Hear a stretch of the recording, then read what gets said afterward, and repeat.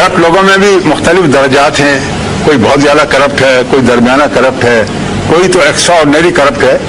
ये जो extra ordinary corrupt है, कभी आप देखिएगा मनहूस चेहरे होते हैं, मनहूस चेहरे पे नहूसत टपक रही होती है,